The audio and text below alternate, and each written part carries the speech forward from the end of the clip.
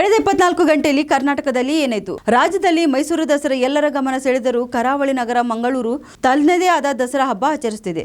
ಕುದ್ರೋಳಿ ಗೋಕರ್ಣನಾಥ ದೇವಾಲಯದಿಂದ ದಸರಾ ಮೆರವಣಿಗೆ ನವದುರ್ಗಿಯರ ಪ್ರತಿಷ್ಠಾಪನೆ ಮೂಲಕ ಆಕರ್ಷಕವಾಗಿ ದಸರಾ ಆಚರಿಸಲಾಗುತ್ತದೆ.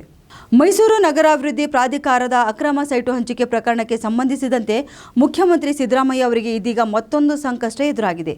ಸಿಎಂ ವಿರುದ್ಧ ಜಾರಿ ನಿರ್ದೇಶನಾಲಯ ಸೋಮವಾರ ಇಸಿಐಆರ್ ದಾಖಲಿಸಿದೆ.